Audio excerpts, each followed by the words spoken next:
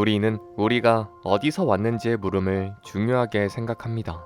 우리는 또한 진실이 중요하다고 믿습니다. 그런데 이것들이 왜 중요할까요? 그냥 현재 닥친 문제들을 하나하나 해결하며 주어진 삶에 충실하면 될 일 아닐까요? 아마도 인간은 그냥 사는 것으론 부족한가 봅니다. 그래서 우리는 인간이라는 존재를, 이 세상을 더 잘 이해하고 싶은 원초적인 욕구를 가지고 있는 것이겠죠. 앞선 영상들에서 조금이나마 드러났듯이 책 종의 기원은 바로 이러한 일에 가장 진지하게 종사하고 있는 고전 중 하나입니다. 다윈은 이 모든 논의와 논쟁의 끝에서 무엇을 말하고 싶었던 걸까요?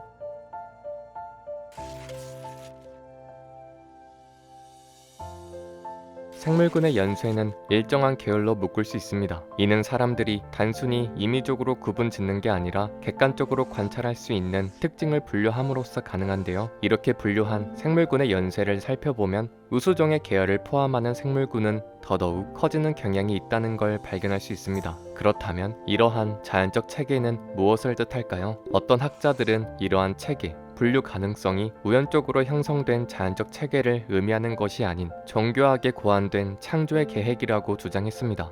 즉, 신이 생물에 각각 고유하고 중요한 특징을 부여해 분류가 쉽게 일어나도록 계획했다는 거죠. 그렇다면 생물 분류에 사용되는 기준 형질은 그 종의 중요하며 본질적이라고 봐야 할까요? 다윈은 그렇지 않다고 답합니다. 기능상 중요치 않은 부분이나 단순한 형태적 차이를 통해서도 우리는 생물의 부류를 구분합니다. 동일한 부위나 기관의 동일한 생리학적 가치에도 불구하고 생물 구분에 있어 다른 분류상의 가치를 지니는 경우도 존재하죠. 예컨대 흔적 기관, 위축 기관은 생리학적으로는 거의 중요치 않으나 분류상으론 많은 가치를 갖는다고 다윈은 말합니다. 어린 포유류의 위턱에 흔적으로 남아있는 이 반추동물과 후피동물 사이에 밀접한 유연성을 나타내는 다리에 남아있는 흔적적인 다리뼈 등이 그렇죠. 이것들은 해당 종의 개체가 실제로 생존하는 데는 별 쓸모 없지만 이들의 생물학적 계통을 나타내주는 중요한 단서입니다. 또한 생물학적 체계의 구분은 연구의 발전에 따라 변화하기도 합니다. 관찰 기술의 발달로 측정할 수 있는 부분이 세분화되면 더 다양한 기준으로 생물을 분류할 수 있기 때문입니다. 다윈은 진정한 유형 관계와 적응적 유사는 구별된다고 말합니다. 예를 들어 바다소와 고래는 몸이나 지느러미의 모양이 유사하지만 서로 다른 종으로 취급됩니다. 둘의 유사성은 비슷한 환경에 적응하기 위한 적응적 결과인 거죠. 즉, 환경에 적응하는 과정에서 수렴되는 유사성은 그 종들 사이의 혈연 관계를 나타내지 못합니다. 심지어 어떤 종은 생존을 위해 다른 종을 형태적으로 모방하는 경우도 있습니다. 남미의 아토미아를 모방하는 레프탈리스는 훈련된 학자의 눈도 속일 수 있을 정도로 흡사한데요. 그러나 이 둘은 엄연히 다른 종입니다. 모방종은 거의 반드시 드문 종에 해당하며 모방당하는 종은 커다란 군을 형성한 종입니다. 소수가 다수의 편승에 생존을 도모한다고 볼 수 있죠. 따라서 모방종은 사실상 동일한 환경 조건, 즉 같은 지역에서만 발생합니다. 이러한 일련의 사실들은 모두 생존을 위한 변이, 자연 선택의 결과라는 관점에서 보면 적절히 설명될 수 있는 것들입니다. 다윈은 생물학에 있어 가장 흥미로운 분야 중 하나로 형태학을 꼽습니다. 같은 강 내의 다른 종들은 생활 습성과 무관하게 체제의 일반적 설계에서 유사성을 보이는데요. 반면 다른 종들은 저마다의 목적에 따라 동일한 기관이라도 그 모양이나 특징이 현저히 다릅니다. 이를테면 잎은 많은 생물군이 가지는 동일한 기관의 명칭이지만 곤충의 잎, 새의 잎, 인간의 잎은 완전히 구별되죠. 하나의 생물학적 계열에서 특정한 부위는 그 외양이 어느 정도 바뀔 순 있으나 그 계열 속 생물들의 체제로 대표되는 근본적 연결 구조는 바뀌지 않는다고 다윈은 말합니다. 따라서 그의 조상들도 구조적으로는 현존하는 그 종과 유사할 것이라는 추측이 가능해지는 거죠. 다윈은 또한 형태학 내에서 계열적 상동이라는 주제에 주목하는데요. 계열적 상동이란 동일한 개체에서의 여러 부분이나 기관의 비교를 통해 상동성을 살피는 것입니다. 예컨대 두개골은 일정 수의 척추골과 상동성을 지니며 고등 척추 동물의 앞다리와 뒷다리, 각각류의 턱 및 다리 등도 상동적입니다. 이러한 생물의 상동성은 창조의 견해론 설명하기 힘들다고 다윈은 말하는데요. 왜냐하면 왜 신이 이러한 기관 사이의 상동성을 부여할 필요가 있었는지 설명할 수 없기 때문입니다.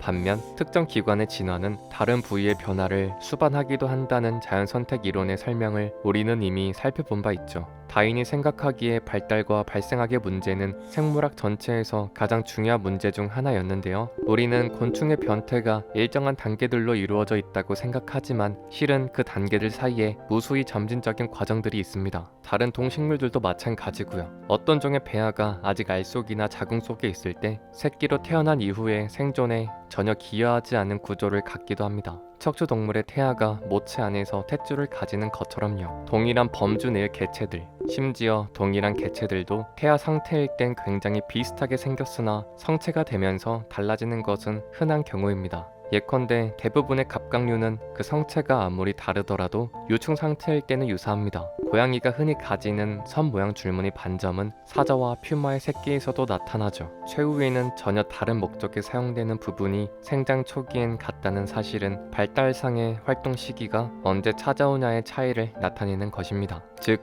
그 종의 개체가 공유하는 생활 습성의 차이가 성체로의 변화 형태를 조율한다는 거죠. 다윈은 이러한 사실들이 시사하는 바란 변이나 개체적 차이가 생물학적으론 이른 시기에 나타난다는 것이라고 말합니다. 다만 어떤 변이는 해당하는 특정 연령에서만 나타나기도 하는데요. 예를 들어 누에의 유충이 가지는 특징이나 소의 완전히 성장한 뿔의 특이성은 그 시기가 되어야만 나타나는 변이적 결과입니다. 따라서 배아의 구조가 갖는 공통성은 계통의 공통성을 나타내지만 배아 발생의 비유사성이 계통의 불일치를 증명하진 않습니다. 왜냐하면 생활 습성의 변화로 특정 연령에서 달라질 수 있기 때문이죠. 앞서 잠깐 언급했는데 흔적 기관은 생리적으로는 쓸모없지만 분류상으론 중요한 역할을 합니다. 그런데 흔적 기관도 경우에 따라 잠재력을 발휘하기도 하는데요. 사육하는 소는 보통 정상 유두 4개, 흔적적 유두 2개를 가지는데 소의 젖은 정상 유두에서만 나옵니다. 그러나 개체에 따라 흔적적 유두에서도 젖이 나오는 경우가 있죠. 그렇다면 흔적 기관은 왜 발생하는 걸까요? 여기에 몇 가지 가능한 설명이 있습니다. 이를테면 2가지 목적으로 쓰이던 하나의 기관이 한쪽의 목적을 위해 발육부전이 되고 다른 쪽의 목적을 위해 가장 효과적인 상태로 남아있을 수가 있습니다. 어류의 불에는 부력을 준다는 고유한 기능에 대해선 흔적적이지만 발생 초기의 폐나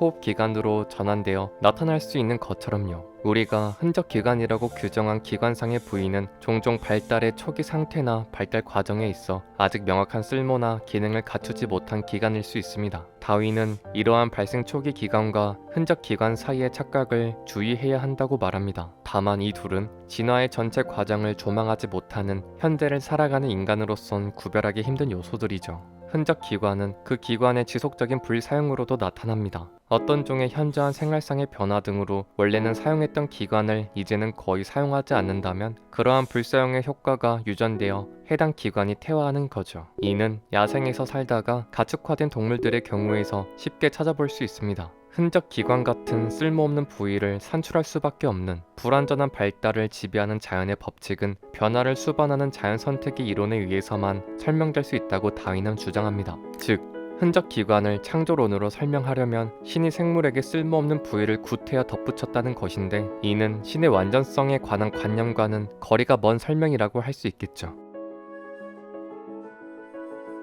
책 종의 기원의 마지막 장에서 다윈은 지금까지의 진화 이론에 관한 설명을 정리하면서 이것에 대한 소외나 사람들의 반응에 대한 자신의 입장을 담담히 밝힙니다. 다윈은 당대의 생물학자들이 어떤 것들은 변이의 법칙으로 설명하고 어떤 것에 대해선 창조론에 기생하려는 태도를 비판합니다. 이들은 심지어 두 경우 사이의 차이점이나 기준을 세우려는 노력조차 하지 않은 채 지적 태만이라고 할 수밖에 없는 연구 태도를 보였는데요. 하지만 창조론은 알이 먼저 창조되었는지 성체가 먼저 창조되었는지에 대한 단순한 질문에조차 답변하지 못한다고 다윈은 말합니다. 다윈은 사람들이 자연 선택론을 믿지 못하는 주요 원인 중 하나로 인간은 자신이 모르는 과정을 포함한 어떤 변화를 곧잘 인정하지 못하기 때문이라고 생각했습니다.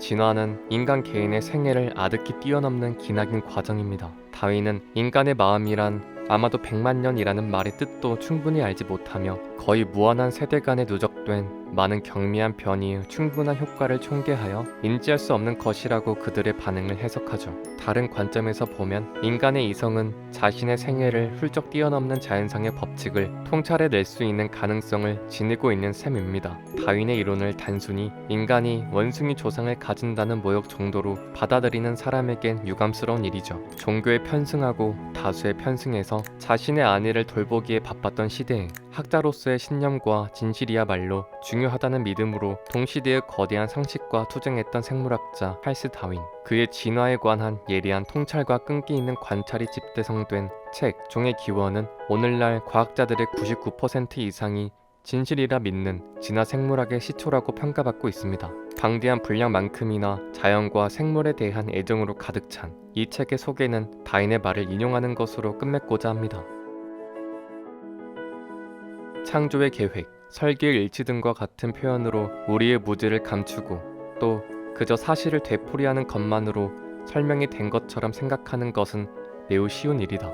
그러나 나는 장래에 대해서 문제의 양면을 공평하게 관찰할 수 있는 젊은 신진 박물학자들에 대해서 확신을 가지고 기대하고 있다. 종이 변할 수 있다고 믿게 된 사람은 누구나 양심이 명하는 바에 따라 그의 확신을 표방함으로써 훌륭한 공헌을 할 것이다.